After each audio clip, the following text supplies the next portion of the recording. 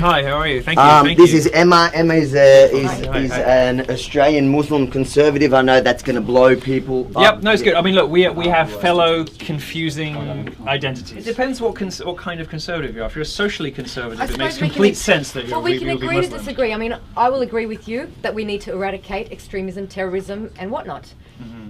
Our democracy in this country is a certain way. We are not living in the Middle East, so therefore anyone that comes here, of course. Would you rather live in the Middle East? Would you prefer that version? I was born here. I don't know the Middle East. Okay. So this is my country as far as I'm concerned. But Sharia law is not compatible with the laws here, right? So would you prefer to live under Sharia here? Well, women's testimony being worth half of that of a man's under certain circumstances. And then you would find that Sharia law in many different parts of the Middle Eastern countries are very different. You have honour killing, you have... Okay, well I gave a specific example. Can you name a majority Muslim country you'd rather live in than here? Name a what, sorry? A majority Muslim. Is there any country, forget that for a second, is there any country majority Muslim country you would rather live in than here? No. Okay, then I think we're good. Good. No, but hang on a second. Each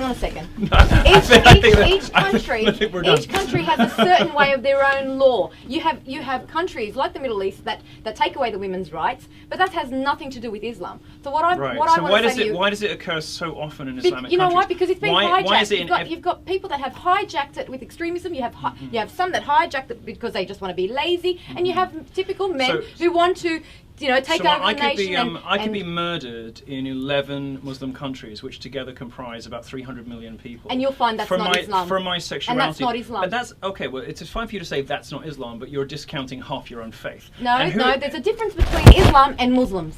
You have to understand that. It's a behaviour of Muslims that can actually make Islam look bad, right? It's how you want to interpret.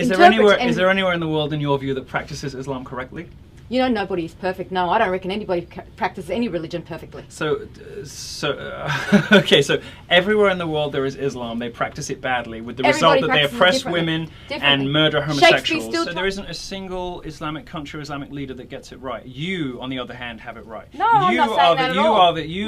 I'm not saying that at all. To a virtuous version of Islam that none of us have ever heard of. No, I'm not saying that at all. No Muslim country operates according to. So if we were to give you like the keys to an empty country, you would be able to create a version of Islam that doesn't oppress women and murder homosexuals. Well, I would create it to the way that God wanted peace and love, and He's just. He's not unjust as some will. The principle of Quranic abrogation, right? Look, I'm not a scholar.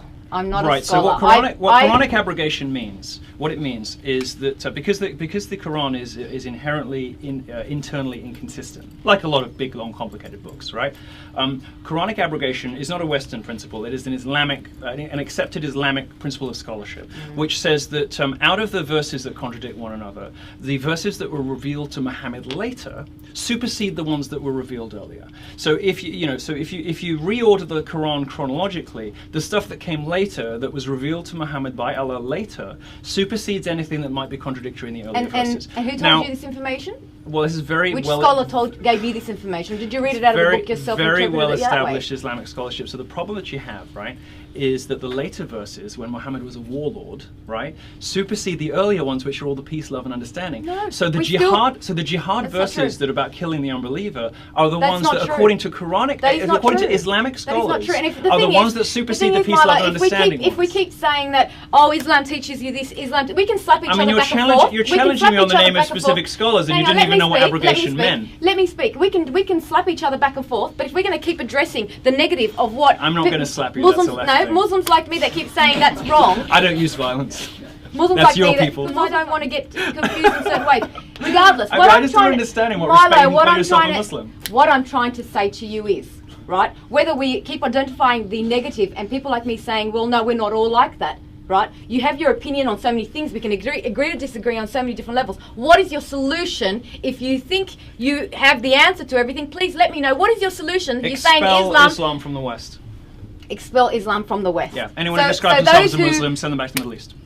Say that again. Anyone who describes themselves as a Muslim, we should send back to the Middle East. So I should go back to the Middle East then? If you describe yourself as a Muslim, if you believe in the precepts of Islam and all of the things that Islam seems to produce in those countries, I think you should Maybe you need to then understand what actually Islam means. And I understand what abrogation is. Right? I seem to understand more about the Quran than you do. I'm not a scholar, honey. You've only you can ask me questions about the Bible. I'll know those too. And is there anybody in public life you consider to be a good Muslim? My family. No, in public life. Any famous people you think are good Muslims? You know, like Muhammad Ali. Thank you very much.